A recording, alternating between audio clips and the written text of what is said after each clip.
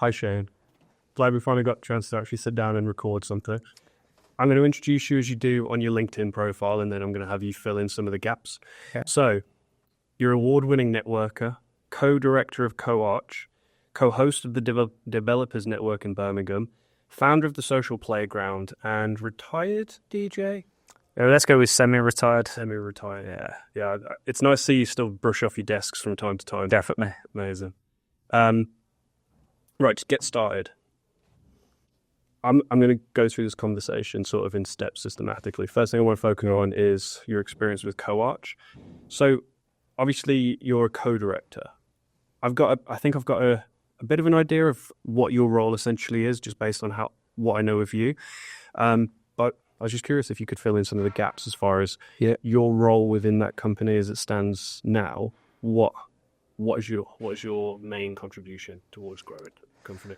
Yeah, my main role is business development, marketing, getting our name out there, client relationships, building the relationships. Because I'm not an architect and I can't do the architecture work, I just do everything else. So me and my business partner, Ashley, we share some of the other elements that aren't architectural, such as finances. Obviously, when we look at like cash flow forecast and projects coming in, projects to be signed, we do sit together and look at that on a Friday.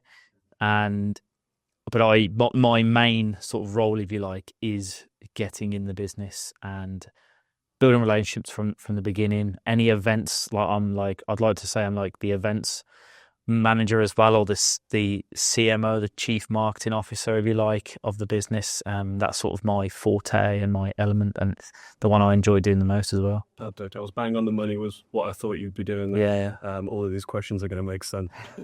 Perfect. Before I go any further then, that's what you're doing now, but I've skipped over a step. How did you find yourself at this part in your journey? And tell me if I'm wrong, fill in the gaps here, but we met a couple of years ago networking at BNI. There's things I'm going to ask you questions about that I've observed with your journey that I really admire. But I had the privilege of obviously listening to a little bit of your backstory as well. So fill in the gaps for us as far as brief summary, how have you got here? What are you kind of focusing on now? What are you known for? Sure. So I wanted to get into the property development industry, and I was there's many podcasts out there, so I'm not going to go into my full backstory. But I worked at a school, wanted to change my life and do better, and start earning more money, build something for myself, and just wanted to change and start to build some wealth. And I was like, well, property and business is like the way to go, right? Because your salary is not captive. You can build a business to a certain point. And I got into property development via a educational company called Whitebox, and they did like some online networking events. And then I met a developer on there, and we both wanted to do a in-person networking event. So that's when the Developers Network came about in 2021, October. So then I quit this job at the school, worked for him as the business development for his company. We launched the Developers Network, and then that's where Co-Arch came in. So Ashley, who owned Co-Arch at the time, had been running it for a couple of years. He wanted to get more business, so he sponsored our event as the architect sponsor. I met him. We was on like similar wavelength. And then it got to a point where I was unhappy in my role, and I wanted a bit more, something different. And he then offered me the opportunity to come on board in Co-Arch November 2022. And then he said, if you help me grow this business, I will then make you a business partner in November 2023. And to be fair to him, he stuck to his word. I signed the shareholders agreement a year to the date, literally 1 year after I joined the company. And I became 50% shareholder in Co-Arch. That's amazing. So my first question, because you had these ambitions to get into business, you're leaning towards more of the property direction. When you stepped into this role within the company, did it feel like a massive change to what you were used to? Because I'm guessing, although you aligned on like what the directions were and what the strategy was, I'm assuming you probably had quite a lot of freedom with many respects to just decide what you were going to do next with growing it. Am I right? Is this when I became director? Yeah, so I'm trying. Yeah, for sure. So you stepping into that role. Yeah. And obviously with your background, I'm curious about the challenges. So when you stepped out, what was like a big shift for you when you stepped into this? it was like, so when I joined Coarch, I gradually got to learn about the business, and then obviously some elements were hidden away because I weren't privy to them, because I had no right to be privy to them as a PAYE employee, if you like. But obviously, when I became director, that's when I got to access like the cash flow forecast, the accounts, the invoicing, and then like some more like the client's details on how we work with them, and then funny enough, just before I joined, we were looking at hiring someone as well. And on the day they actually signed a shareholders agreement, we employed someone as well on that same day. So it was all systems go. And on that day, I just remember that it was like I was in a rush. I had to sign the shareholders agreement and then go on with someone else because there was just so much going on, and we were quite a busy period. But yeah, it's like I've got to. This is a business now, and I've got to actually look how to operate a business. As an employee, I didn't really have to worry about that. I wanted to, and I cared about it, but it wasn't really my main thought, if you like, because it wasn't my responsibility. So until it was my responsibility, I was like, that's when I really cared about it. I did care about it before because I was like, well, if I'm going to be bought into the business, I should start to think and care about it. So I did, but when I actually became the 50% shareholder, I was like, right, there's lots to learn here, and there's lots to pick up, and I've got to learn. Like, I got to had multiple calls with the accountants as well, get familiar with them. How do we work with them? Like all the hundreds of logins for Gmail and Sage and Xero and all the accountancy softwares and all sorts. So it's getting all these passwords memorized, and there was a lot to take on, but it didn't all happen in like one day. It happened over the course of like 3-4 months that I had to pick all this up and learn, because I have to learn all this whilst doing the job still as well and bringing in the work. Well, you said something that I want to focus on a little bit, because you came from a position of you stepped out of a position of employee into employer, and you've identified, obviously, you step into that kind of role. It's always going to come with its challenge. Yeah. I'm curious about your experience of that. Where would you say you maybe underappreciated certain challenges, or where would you say your biggest gap in your knowledge has been that you've had to develop to fill this role? Finance, it's like it's when you start in business, like I like, for instance, spreadsheets. Like I am awful at spreadsheets. I don't like them. I know a lot of business owners that it's the thing they want to outsource first, and that was one of the things I was like, I have to understand this. You have to know what's coming in every month. You have to know your cash flow forecast. You've got to like know your numbers, and it's like coming up with a way that's systemized that works for you. So that learning, I'm still learning about that and about the best way to do that, like monthly profit and loss, like what's coming in, what's going out. So I'd say finance was one of the big ones. The interview process, because we were starting to take on a few members of staff, like interviewing. It's like when we're interviewing people, one of the things that we didn't do was actually get references. So there was a bit of a mistake there because we hired them because we needed them ASAP. But then I learned you need to, from another business owner, you should actually hire slow and fire fast, because it can be super costly to your business. But so hiring, finances, and just getting to grips with how the business operates as well from a micro level, really getting into under the bonnet of the business and how it operates and works, and what can we do to improve as well, and streamline and systems and processes. That's a big one. Like, what can we do to make things better? Automate? Can we implement parts of AI? Like, can we improve our CRM system? But all this takes time. But it was so lots of things to think about. But it's what happens is you'll go on as normal, then you'll come across a challenge, and then you're like, right, okay, now I need to fix this. So you'll fix that challenge, and then you'll go on as normal again, and then there'll be another challenge, and then you'll fix that, but then sometimes it's like, so when you grow in the team, it's like, well, actually, Asana's not working for communication now, so we're getting mixed up with client communication and internal communication. So now we need to have another system. So then we introduce Slack, and it's like, but then Slack comes with its challenges of like automating. So fixing a challenge sometimes opens up more challenges. So it's interesting. That is that'd be the roller coaster. Yeah. Talk about, you never really know. I think it's one of the things that drives me crazy is like, sometimes you just kind of wish you could just have like a nice clean schedule, just go home at 5 o'clock. It's never really cut back. That doesn't exist. Yeah, 5 o'clock. I've got to confess, I do love a good spreadsheet, and I'm from more of a career background, so it was weird when I first started to understand spreadsheets, how it works and everything. It was alien to me. Now I love looking at a good spreadsheet and like making sense of all the data. It's nerdy as hell, but that's one thing. For me personally, I had to shift from looking at everything creatively and having to understand systems processes. And I would say that has definitely been my biggest challenge. For yourself, because I'm curious really more about not so much the systems and the processes side, but your efforts towards growing this thing. Did you have that, any sort of like knowledge of marketing? What was your background before you stepped into this role?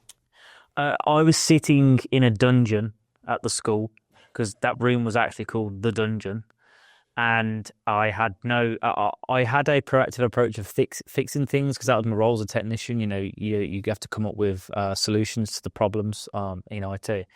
So I'd always had that background of like of like a fixer mentality, and there's always a solution to a problem.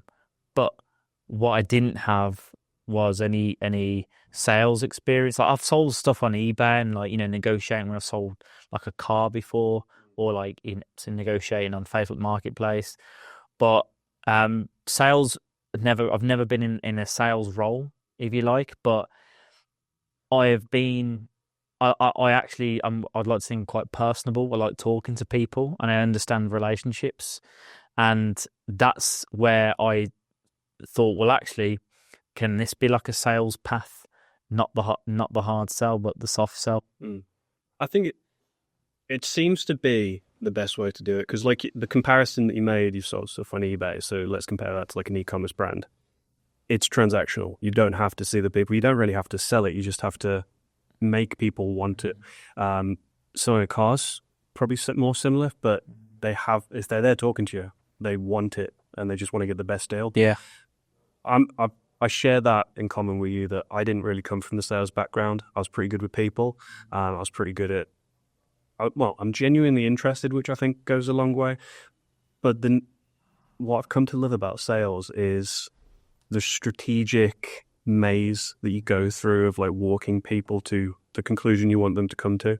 But I think, I'm not sure if you would agree, but like the biggest challenge or shift I've seen from like when you just selling something on a marketplace versus you're trying to sell a product or a service to a business is understanding, why do they really want this? Why are they going to go with you? And then trying to structure that as a funnel or a process of how we're going to actually take them from discovery. They quite like us. They want to work with us. I think it's been on something called like what I call the certainty line. And I've taken actually a bit of that from Jordan Belfort, the Wolf of Wall Street guy. And he's like, you got to keep people on the line. It's like if they deviate from the line, it means they're uncertain. Someone recommended, what's the book? I can't remember, but someone recommended it. Yeah, The Way of the Wolf or something. Is it The Way of the Wolf or something? Yeah. But it's about being on this like line, basically. If you're on the phone or you're emailing, it's always best to like being personal on the phone. It's like keeping people certain. It's like actually like how you can solve their problem. Now, it's like the whole sell the pen thing, right? If you're not in the market for a pen, you're wasting time. Number one rule of sales: don't sell to those who aren't in the market to buy. Yeah, exactly. But like, when people get, I'm not going to knock on my neighbour's door going, do you want an extension? We can do it. Look, because he might be, but I haven't actually asked. But if someone calls us and they're looking for a quote, they're in the market to work with an architect. So this is where we have to go, okay, well, if we can, we will not just go, yeah, we can do that. Here's the price. I talk them through the whole process, keep them on that straight line. So it's like, okay, so I can see that you want an extension. What size? How are you looking to reconfigure your kitchen as well? We need to go through the appropriate planning channel. It's going to be this price as well as the price for the council, just so there's no hidden costs. So there's our price to purchase an OS map to submit to the council. There's the council's fees as well. Then there's the building regulation fees. Have you spoke to any principal contractors? No. Okay, no problem. I can recommend a few for you as well because we've got a black book. So by working with us, you've got this. We will be your acting agent. It's your one port of call. And you just you've got to keep them in that on that straight line, and if they deviate from that, that's when they can potentially go elsewhere, unless it is purely it's a cost point of view, and you've said all the correct things, so they've got all the information they want, and they'll go to someone else with that information and get something cheaper, and then potentially down the line be unhappy, because I find with everything, if you pay cheap, you pay twice. But yeah, I think the whole sales process, it's just being confident in your product and explaining it in layman's terms to someone. Yeah, it's funny, isn't it? I don't know if you know this. From my experience, I've observed this, but apparently it's a statistical thing. You just said, like, if you pay cheap, you pay twice. It's also like, I don't think anyone wins if it ever comes to underselling yourself. You're not going to win, they're not going to win, but mostly like the people who spend less often want the most in the strangest way. Like the people who have more of the money are happy to just give it you, get out of the way and let you do your work, which is I've always found a strange little phenomenon. Yeah, definitely. Mentioned something else I wanted to pick up on, but you said that what you just talked about on your service then, is that fact? Is that do you go for that more, I think you used the word holistic approach? Has that been something you've noted, like, well, in the industry, is that something that all architectural firms tend to do, or is that something where you've seen that as we can really sell a good quality service here by taking more away? There's a mix, I think, in the industry from my experience. One has been an experience actually in the practice, and actually when I was working for a developer and calling architects and speaking to them. Some of them just don't have the time to even pick up the phone because they're a one-man, two-man band, and they don't really want to know.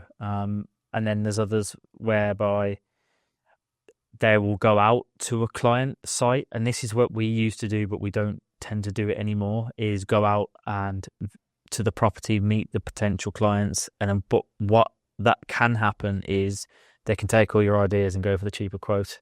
So you've just wasted 2 hours of your time, not including fuel as well, everything, and they go somewhere else. So we do try to limit that. And how we get around that is, £100 to come out, and if you like us, we'll reduce that off the fee, which I think it's a fair compromise. And you're going to get more quality time with that person, and because you're paying for that, and you're going to listen more, and you're going to take it in, and we always give over and above value, I feel. So I will happily have virtual calls with people. I'll spend time on the phone with people. I will give them a free title report that we can produce in-house that shows any constraints in the use class of the property and anything they should be wary of, previous planning applications. And that's the value add we have. Happy to talk with them on the phone and come up with questions like, have you thought about X, Y, Z? And look at it from, like, put myself in their shoes as well. So if we're speaking with property developers, like, have you thought about finance costs? Have you thought about how you're going to build it? It's rather than just, we can do that. We can do drawings. It's going to cost this. And that's it. It's like, no, there's lots of things. It's like we almost want to be a one-stop shop of knowledge as much as we can. Definitely. I'm sure I've come at it from a similar approach because I've seen the same sort of need in the market where a lot of some people just want to just pay the professionals to do it, and they're great clients. But I was just curious to see your thought from that, because there's this balance I've been seeing between the argument of niche and be very strict on what you don't do versus provide a really great package service like what you guys are doing. So I was just curious your take on it. Coming back onto stepping into CoArch, what was your approach when you, because I had a few chats with Ashley before you'd stepped into it, and he'd spoken to me about some of the challenges he was having. So when he reached out to you, I thought like he kind of made a better decision than offering that to you at that time. Yeah. When you came into that role, where was your biggest focus? Where did that strategy come from as far as, right, how do we get the right awareness? How do we get the right work for this? Well, it's actually really, really, really simple. And the thing that Ashley said to me is like, do what the hell you want, just bring in business, just do what you want. I was like, okay, that sounds simple enough, and it doesn't have to be, complicated. So I was like, right. I just sat down before I started the role over a weekend before I started, and I was like, right, how can I bring in business? All right, social media, I'm going to need access to them accounts to do some posts. I'm going to create some posts. That's going to potentially cost, but the business doesn't have that at the time because on the investment that Ash is putting into me. So what about networking? There's loads of property events. I run a network for myself. I could just reach out I could do loads of like outreach, emailing, LinkedIn, build my profile. So I did that. And then I set myself the goal, obviously doing 100 events, which I spoke about before on a few different podcasts so that was the goal. I was like, right, December 2022. Next year, I'm going to do 100 events minimum and see what happens. But, try and get business. So actually, promote Co-Arch everywhere I can around the Midlands and, some other, down to London, Isle of Wight, wherever I go, I'm going to promote it. And that's what I did. So I did obviously 157, just over 157 in the end. And like, after doing those, like the snowball effect is like still happening right now, and we're in October 2024, so almost a year on of me starting. Still that snowball, actually 2 years on, that's still happening. But it does take time, like networking event, because people have got to know you, like you, and trust you, haven't they? So it just takes that time because we've almost had to. Architects are everywhere at networking events. There'll be a few, so it can be quite a competitive market. I'd like to, as I said at the beginning of the podcast, I'd like to think I'm like quite personable. I'll invite people for drinks, coffees. If we're doing events, I'll invite people. It's almost like you're working with friends then. So people want to work with friends. It's more fun. That's essentially what it all is, I think. Yeah. When I was thinking about it now, it's weird to say, but it's one of the biggest things that I underappreciated. So I didn't really have much of the corporate experience before I got started. So just going into it, I don't know what my perception was, but I wasn't as clear on just how important that relationship with people is, because it really is that if you're providing a service to someone, they have to like you, because you're probably not going to work with people you don't like. You do in many respects become professional friends with people, or just genuine friends with people. Yeah. And that's certainly been one in my experience that I've come to understand, that you can let your hair down a little bit. You can be yourself. And I try to let other people's hair down as well, because we live in, obviously there's like how we do things, very professional, but then there's also this corporate world. And the corporate world, you can, when you go to some networking events and people in suit and ties, which is fine because it's professional. But it's almost like they're not being themselves. Like I'm me when I go to a network event. I don't deviate from that. Like what you see now on camera, I'm like this at networking events. I'm like that when I talk to clients. Like I'm personable. I talk to them about what they're doing on the weekend. Like if they tell me their birthdays, I'll send them a birthday note. Like whereas some of the corporate bods, they are very like, they have to feel like they have to act a certain way, and that's what I'm not corporate. Maybe they do. Maybe when they're talking to ultra high net worths, they have to talk that. But I've spoken to ultra high net worths before, and in fact, they're chill. Some of them, and I try to invite these corporate guys to like networking events, and or to like Saturdays, nights out and stuff, because that's when you get to see people for who they really are, and actually they're humans and they're not robots.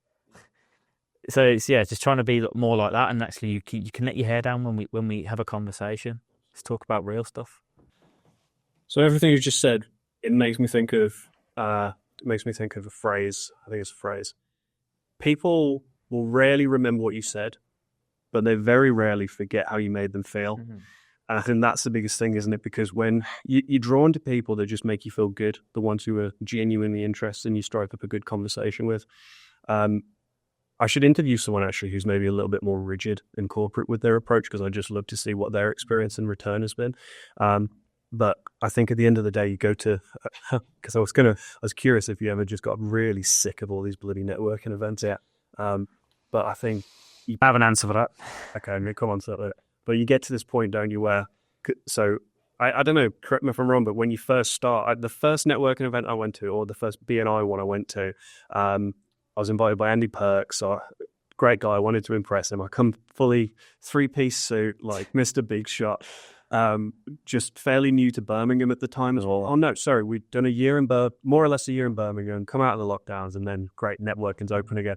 So I walk in there, I was like, right, got to impress everyone. And then that was the only time I wore a full Yeah, when everyone else was wearing polo shirts and shirts, yeah. Who were wearing this? Well, you had people like people who were obviously wearing the jacket, the shirt, but I obviously went a little bit too extreme because it also doesn't really reflect who I. Well, everyone likes to clean up nice, but it didn't really reflect maybe my services. But go on, tell me, did you get?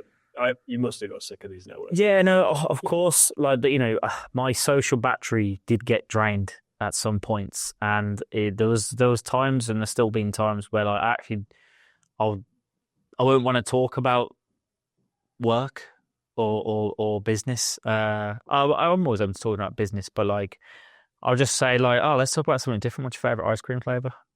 But just something completely left field. Yeah. And then I went to this property event once that I was actually speaking at, and I said, oh, so what's everyone's favourite ice cream flavour? Just checked 4 people. And I said, they looked at me like I was a nutter. But it was all good. We ended up chatting about ice cream for 20 minutes, and it was great. And that was like March last year, and that stuck with me. That was quite memorable for that reason. Yeah. So, yeah. I went to one last month, maybe a couple of months ago. They did... I think they called it networking roulette, where everyone had a piece of paper and you go around the room and you've got to find people who has skydived, hates ice cream, loves pizza. I like that. That was a good talking point. Yeah, maybe take that one. I quite liked it because you find yourself going around the room, get a bit competitive. Oh, does anyone hate cats?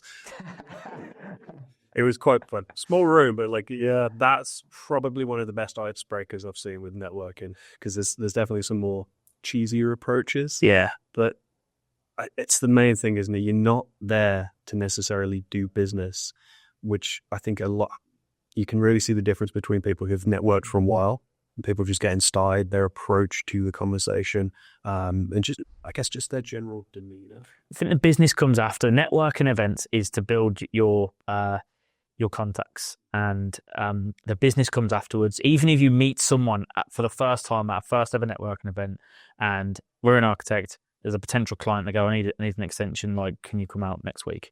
Like, the business is not getting done at that event. The contact is. The business gets done after.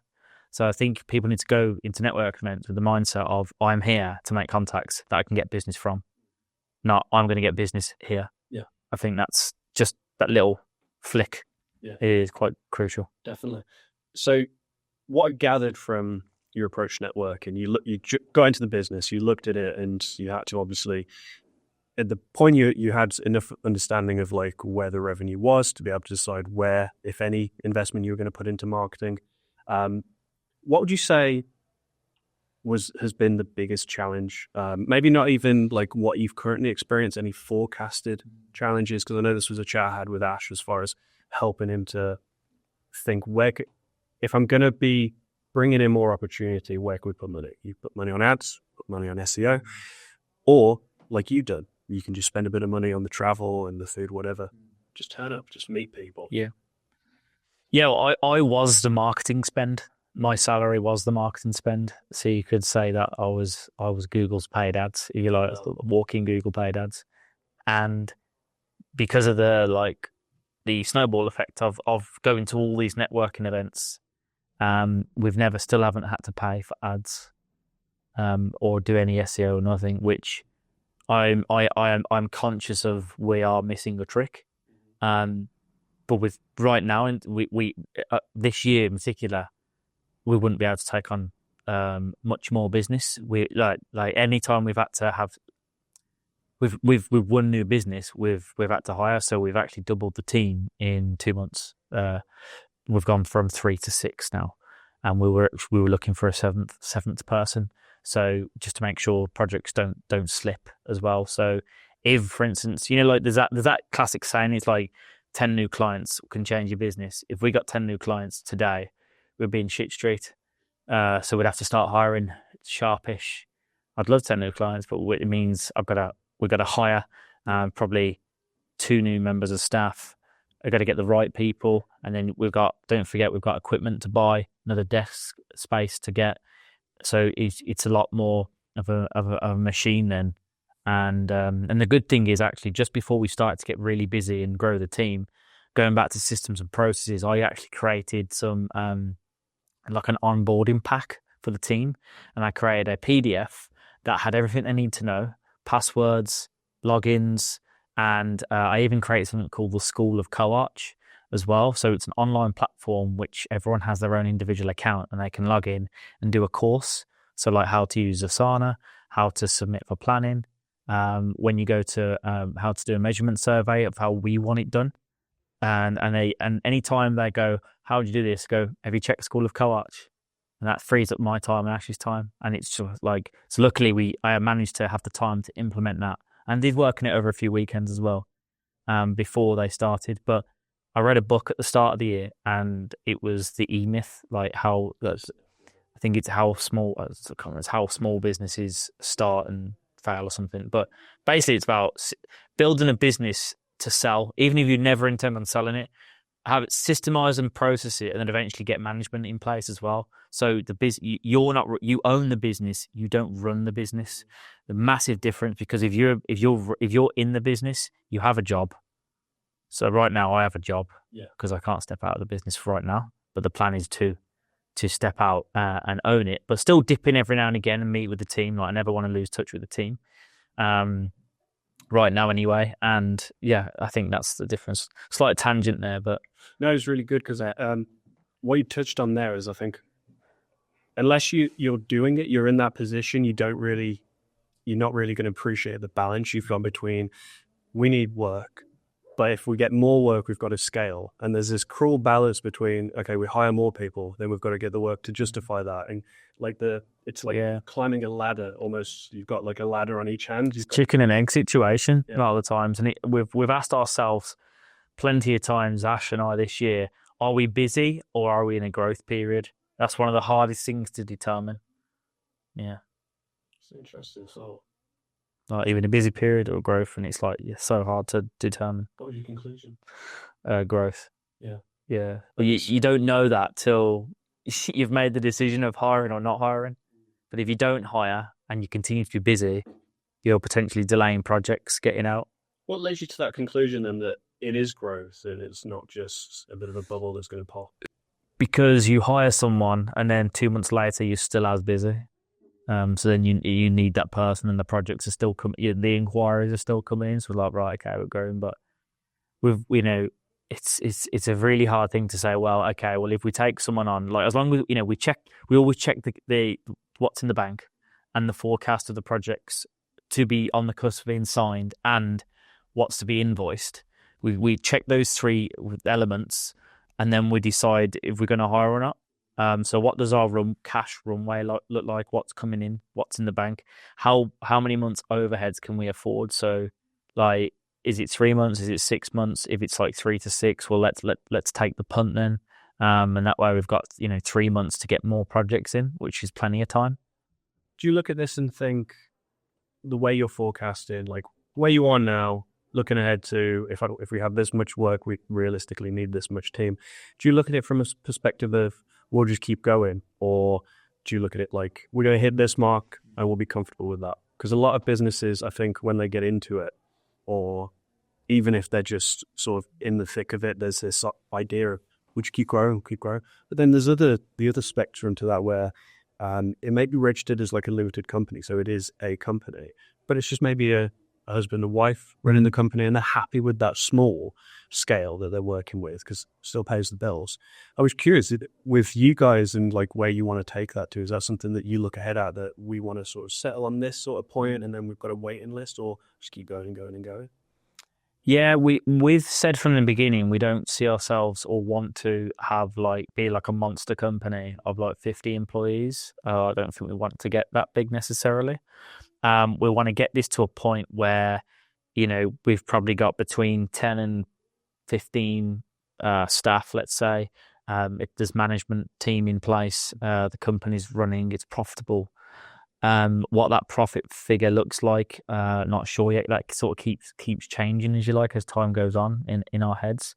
And then we'll go on and do our own developments as well, because we've got the architecture practice to service, so that helps massively.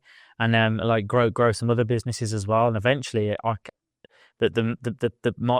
sort of one of my main goals I would like to do is to become an angel investor in other businesses and projects in the future. So you're doing very well at that, actually. Because I'll just say, like, how you hope people perceive you, or at least what your ambition is when you go to these networking events, I would definitely say you're achieving that. So I can fully see you in that position. I appreciate that. Helping people along with their journeys as well. Yeah, I think that's something that I would like to do, is like help people, advise people, be on like boards and help companies and help individuals unlock their potential. Because I've definitely been in a position where I felt like helpless and hopeless and like don't know what I want to do in life. And I look forward to Mondays now. I say to the team sometimes, I'm like, thank God it's Monday. So thank God it's Friday. And I think that where it stems from, that why Monday culture of people hating Mondays is because they don't have any goals or dreams or anything like that. They're just in this this hamster wheel. And if you're working towards nothing, then you're going to wake up miserable. Because you need something. You need something to go after. I couldn't relate more to what you just said. I think part of the reason, I'm doing this right now, I'm recording this conversation. My ambition is I would love to help people as well in the future. It's what I love about the work that I do is I get to learn from people I really respect and help them to grow the things that they're doing as well through a service. Through this kind of conversation, I hope people are going to learn from it, because all I'm trying to do here is just create the kind of stuff that I consume a lot of myself as well. I forget what the final thing was you just said on that as well. But yeah, if I could get to that sort of point with this as well, I think I remember what it was now. It was purpose. So if I can get to that sort of point, I would call that a success. Just being able to give back for me. Yeah, I don't think there's any better feeling, because I've certainly had my own experiences with not really knowing what you're doing. I certainly hated Mondays for a while, but when you said, thank God it's Monday, I had the same sort of shift where when you're doing it yourself, yeah, it comes with its own challenges, but it's yours. You're chasing something. I had chats with people recently that I've known for years who are stuck on this hamster wheel. Yeah. I can see it running around their head, and I've tried to say, do this, do that, just get out there and meet people. And it's all mindset, because there's this doubt in people's head that if you're not, I don't know, I don't want to say too much, but I've just got people that I really care about in my life who are just not sure what to do with themselves.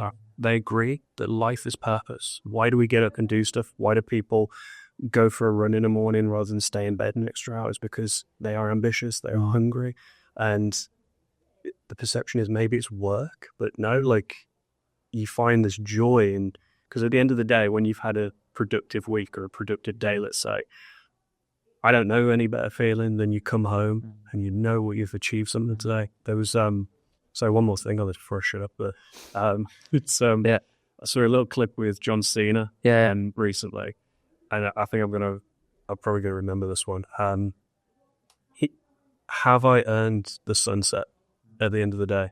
So he approaches life from just trying to do your absolute best every day and ask yourself the question at the end of each day, do I earn the sunset?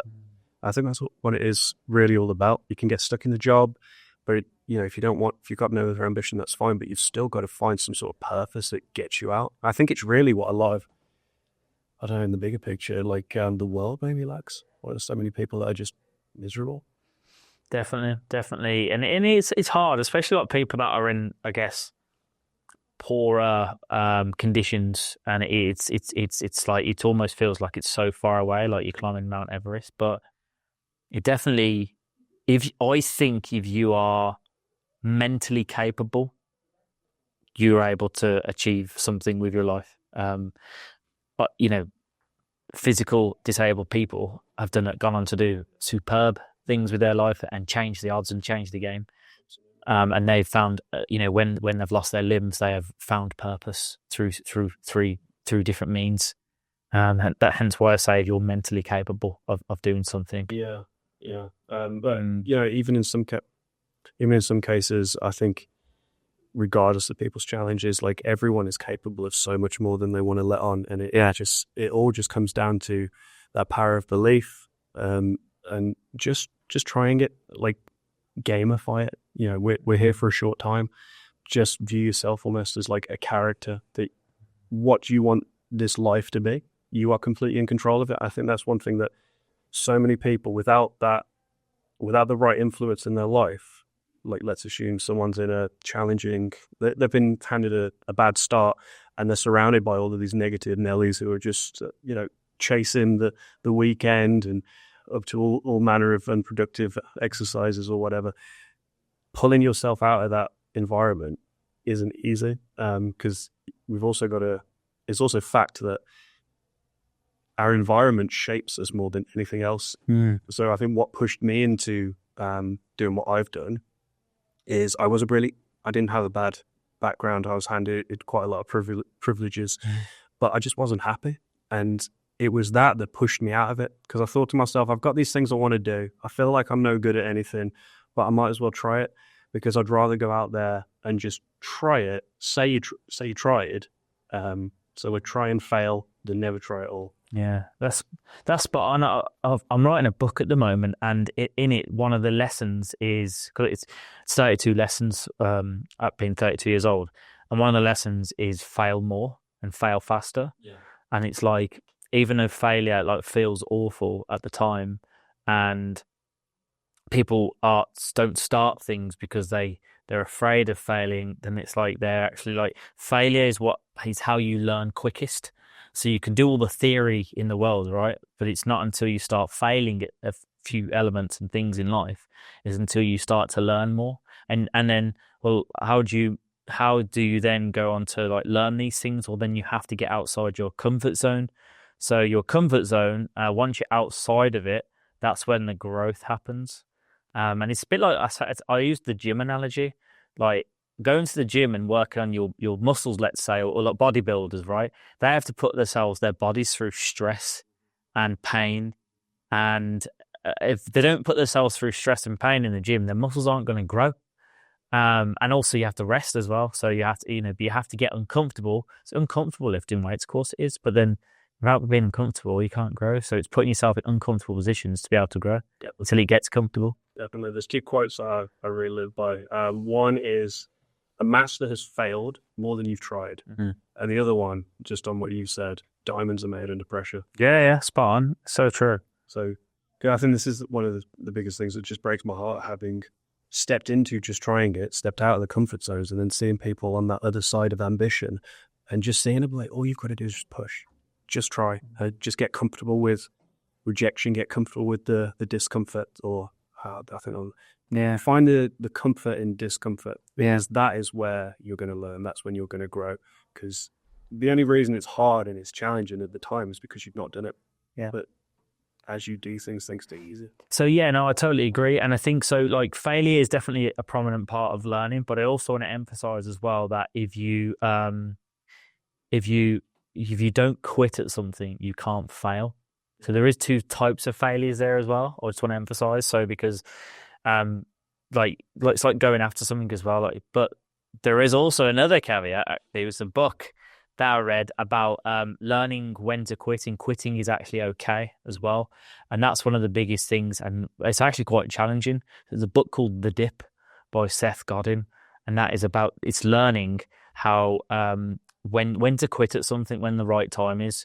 And it's like, because it's almost like, what is it? It's like a sort of, I can't remember the term now, but it's, you can get to a certain point. It's like, that's it, a point of diminishing returns. It's like you're never going to get anything from it, but people do it anyway because they're so far down the line, they don't want to quit. If that makes sense. Yeah, no, definitely. So, but actually, no, you should quit. Yeah. So that's like, or you should not necessarily quit, but just re-look at what you're doing and change. So there's lots of different things there with failure and quitting to be observed and looked at there, which is just to have in the back of your mind. I've just added that to my Amazon But wish list. the good thing about it is it's like that thin. It's a super like quick read as well. I do all of mine through Audible. Perfect. Oh yeah. But this is one of the. If I get nothing else from having conversations, it's a great book recommendation. Yeah. Right. Moving slightly away from Co-Arch now. I'm not 100% clear on like what your journey had been on social media when I first met you, but I'm curious because one of the main things I've really admired about you is we obviously met in a networking environment. I don't believe you were part of Co-Arch when we met at BNI. No, first time ever we know. So I've seen you go from. I just obviously seen you. I can't really recall too much what you were doing at the time, but I remember just watching you just go all in on just filming yourself walking down the canal, just having a chat to the phone, putting yourself out there. What was your strategy going into this, and how has that experience been for you so far? So my strategy going to Co-Arch, I'm just getting myself on camera. I'm thinking it's tied into it, of course, but what was it that pushed you so heavily into the social media sphere? Because it looks like you are slowly turning yourself into an influencer within that spot. I think because social media, we're living in 2024 now, right? So if you're not on social media and you're in business and you're trying to grow something, then what the hell are you doing?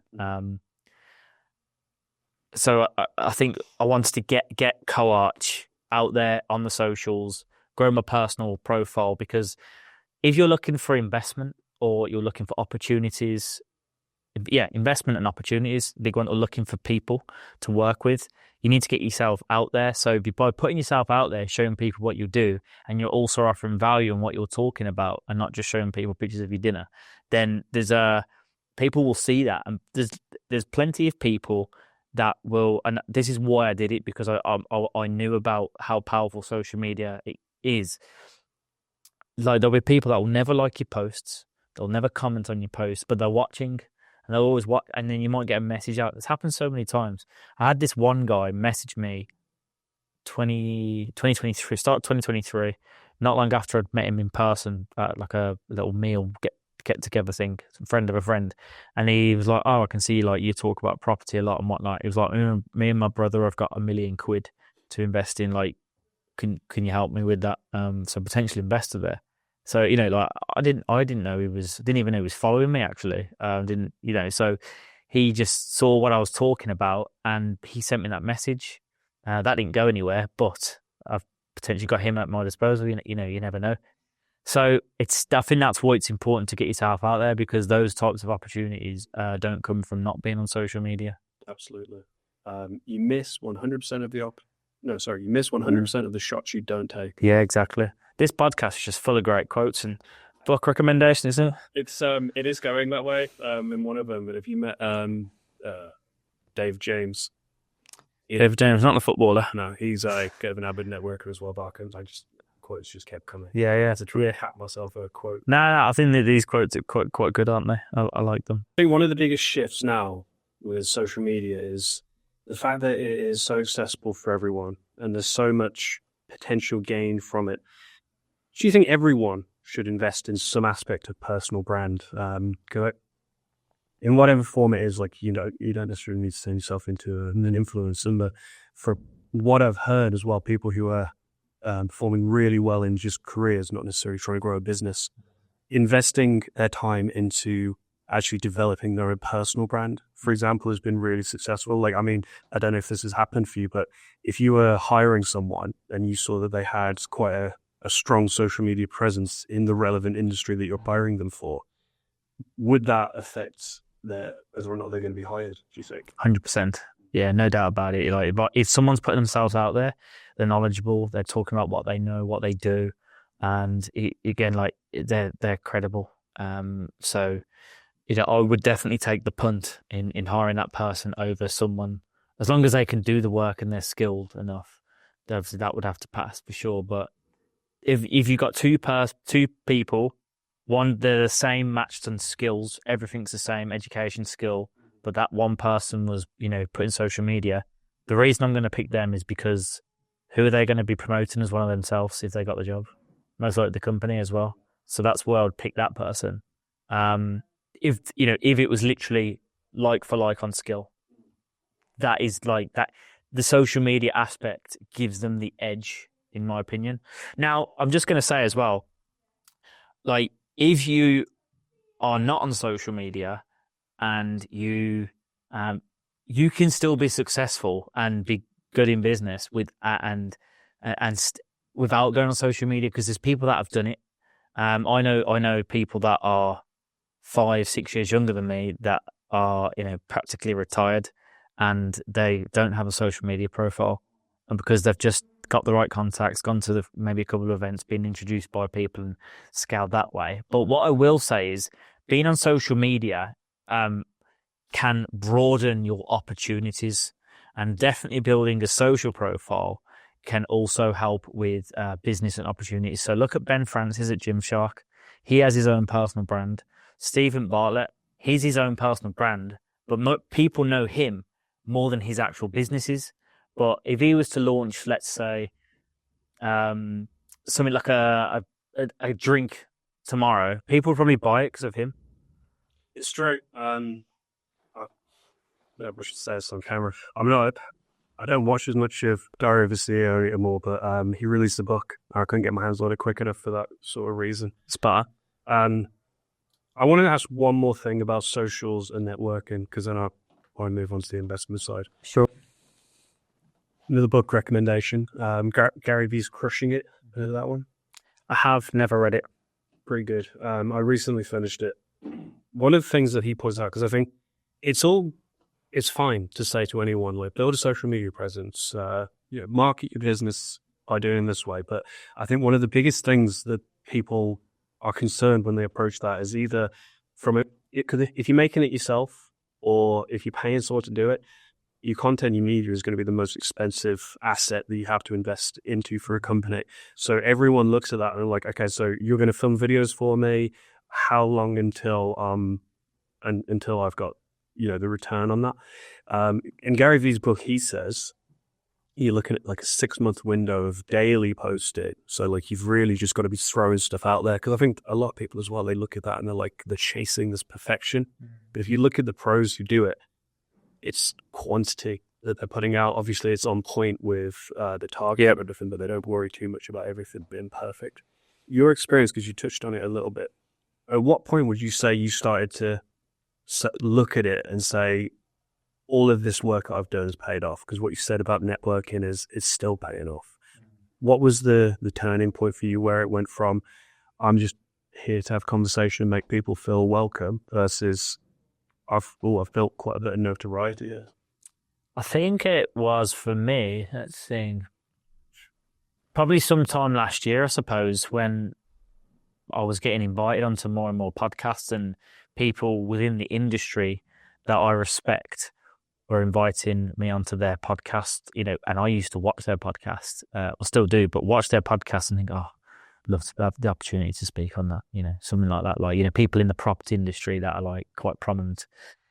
And then I think that was probably one of the turning points, because I was like putting out like value on social media of like, networking, talking about networking and talking about co-arch.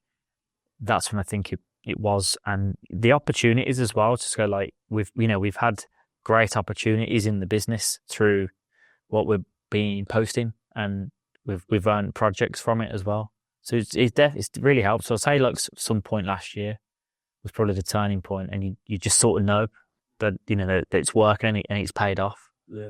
Yeah. Let's move on to property a little bit.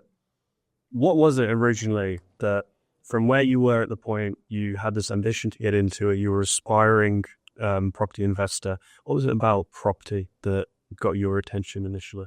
Money. Let's not be around the bush. I mean, that's kind of where I'm going with this line of questioning. So, you got anything else you want to say on that? Or just, I guess, like money.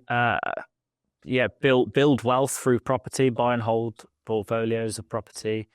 I actually like looking at buildings as well. Like I aspire to own a property in the Jewellery Quarter at some point in my time, because I just this absolutely stunning building, like Georgian properties, Victorian houses. I'd like to own some of those as well.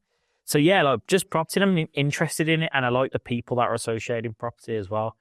But yeah, ultimately, like if you're in property not to make money, then you're a liar. I genuinely believe that. Like, obviously, there is such a thing as wanting to do it for the money, but also doing something good for the world as well.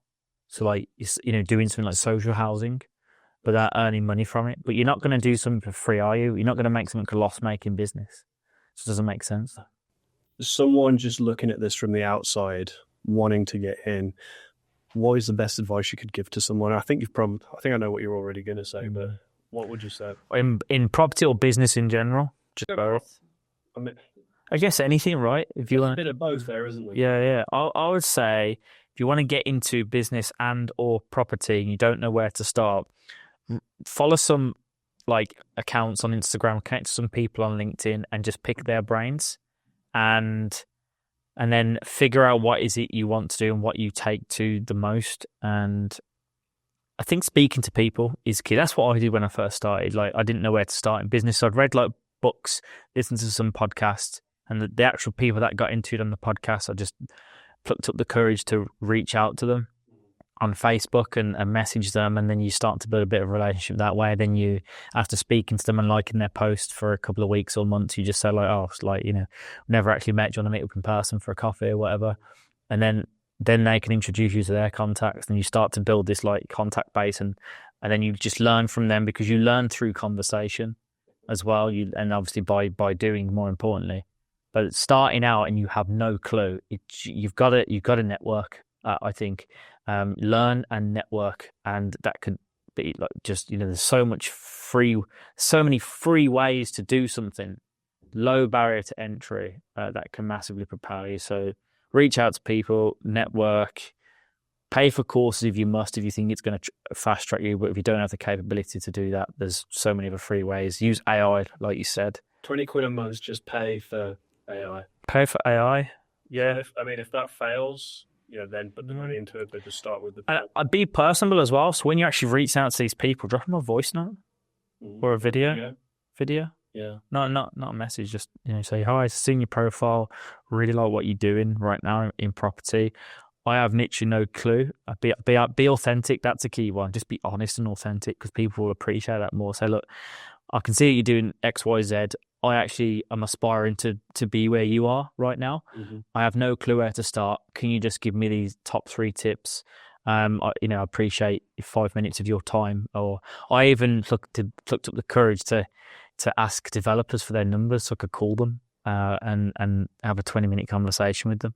If that's your advice, though, which I completely agree with, would you also say that going into it with that perspective, that people need to make sure that they are resilient? Because obviously what happens a lot with DM is you're reaching out to people that look at you and wonder, well, what's in it for me?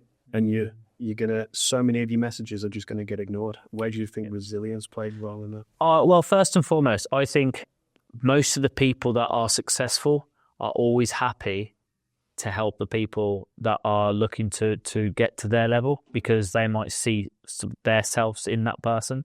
That's very true. And if that person doesn't want to speak to you and is rude, and I wouldn't want to, that's just give me one less person that I want to do business with or talk to anyway.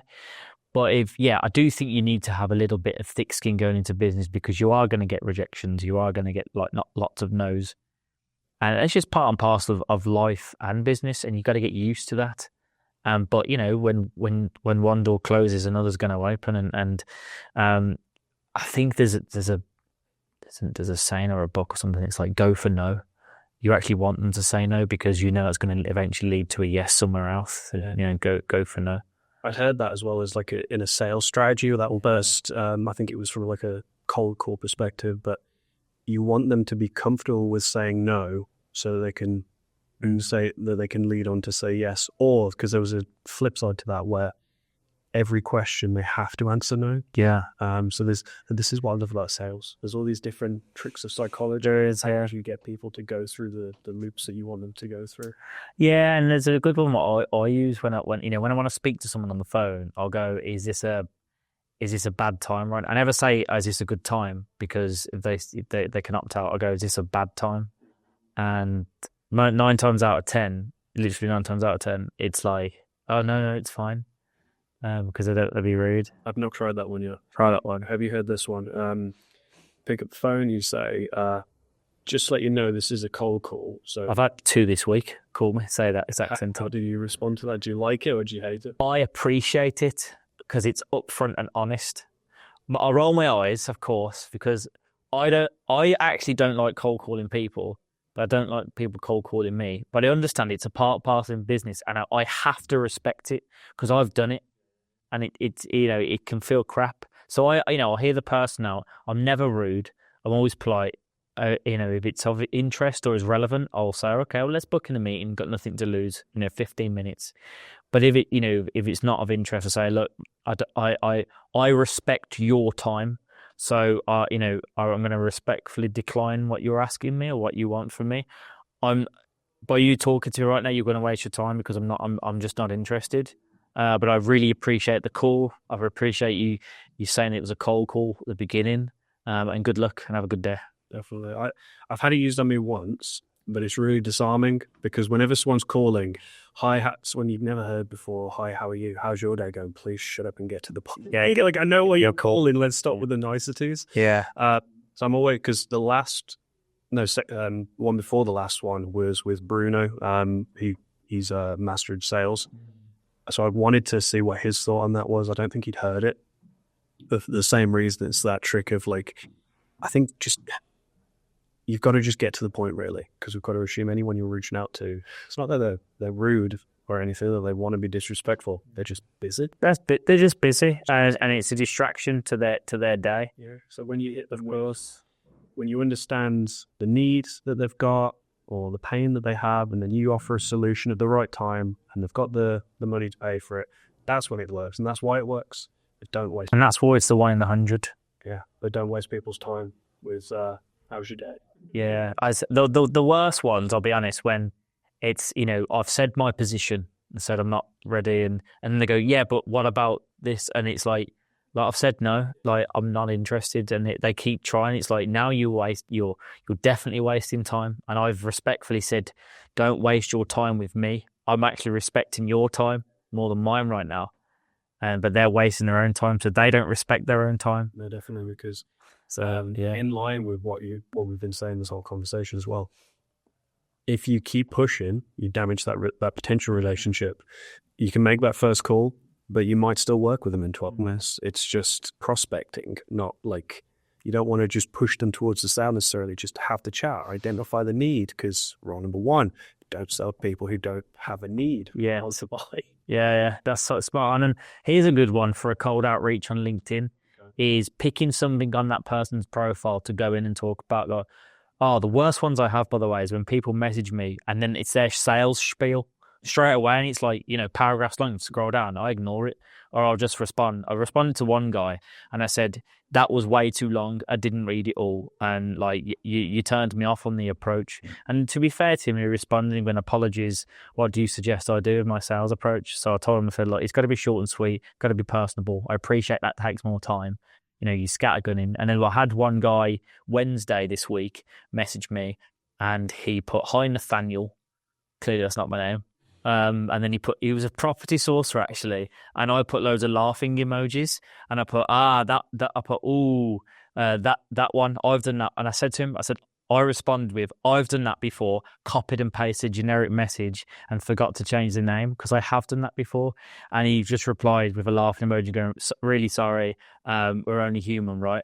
And I was like, yeah, all good, no worries. But a good approach in LinkedIn is, I appreciate it could take more time. But it's been personable and comment on something on their LinkedIn. Look for an angle. So I chatted to someone yesterday who was good at it, and we were just chatting about what we've done in the past. And he did a really good one where someone had a profile picture of their dog as their LinkedIn picture, So he messaged them and he was like, you look really young in your profile photo. And fair play, the guy responded, and they're going on to do some potential business together now. And it was like he responded because it was different, it was new, wasn't like I want to work with you related. It was like pick something on the profile. Brilliant, isn't it? That is funny. I might have said something like, I think you put your Facebook profile picture and you linked. Yeah, just something a bit outside the box. Best one I've received, I think it was someone who was either training or offering it as a service in sales. Hi, Dan, quick question. Does pineapple belong on pizza? I couldn't help but respond. You always want to respond because it gets you back up. Like, got me talking about it. And then I was meeting other people who were like, oh, he messaged me too. Yeah. I love to see that works, and fair play to him because it works. I reached back out afterwards and just said, just so you know, people are talking about you. Like something's happening. But I think the biggest... this year especially, I did a lot of the outreach stuff and I've made the mistakes. I did the templated approach, but there's this balance that I've studied a lot of it, the YouTube videos, the books, the podcasts. What the majority of the education is counter to what we know, or at least I've come to know now, is you want to hit with quality, because what everyone says is it's a numbers game. You've just got to hit volume. The only way to do that really effectively is to template it, but then that has worse results. Some conversation I mentioned twice now with Bruno, it's why I wanted to have a chat with him to see his approach. Exactly like what you've just said. You're not going to hit the same volume, but the quality of the message and the conversation is going to be better, which is the result you want anyway. So focus more of your time on actually researching who you want to work with, why you want to work with them, and make sure it's a good fit for them, or at least have as good an idea as any before you send that message. Yeah, absolutely spot on. And scattergunning, we found, hasn't been effective in our business. On the CGR side, we sent emails to 5,000 leads, and we've probably signed about 5 projects out of that. So that's a very small percentage.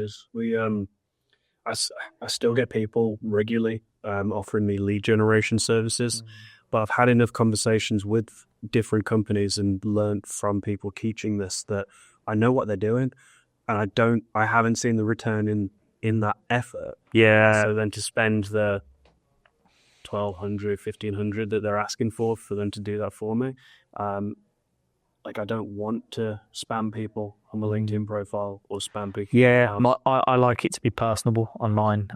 Has to come from me, I think. Eventually, it'll get to a point where I could probably outsource that. I nearly got my LinkedIn profile banned because I was using automation tools and sending connection requests manually as well.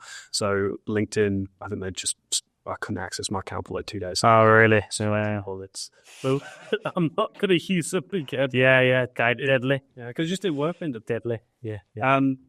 I had questions at the end related to advice and stuff. I'm not going to drag on with that. I think you've more than covered the advice that you would give to people. So I'm just going to finish on what's up and coming for yourself, CoArch. What can we expect to see from you? What are you working on at the minute? Anything big you want to talk about? Yeah, there's a few things. So at CoArch now that we've got the team of 6 and looking to hire again, we are working with some, let's say, on the larger side clients now, which has taken us to the next level. So it's good for business. I'm working with developer clients that have a pipeline of projects. So not just working with people that have extensions, although we love working with those.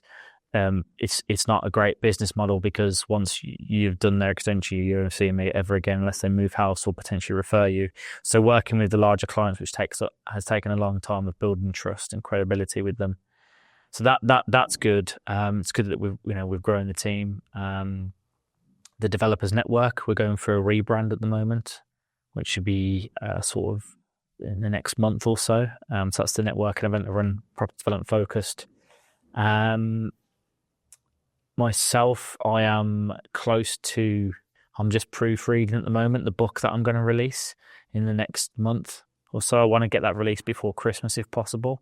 So that's on the cards. You do an audio version so I can listen to it? No, of course, yeah. I'm going to release the physical first, and then I'll do an audible for sure. I'll do both. For the time being, I'll just I'll have you come and read it to me. Yeah, so read your little bedtime stories. we'll do that. And then, yeah, like other networking events. So the social playground, I've got my final one coming up this year. Not sure where I'm taking it next year.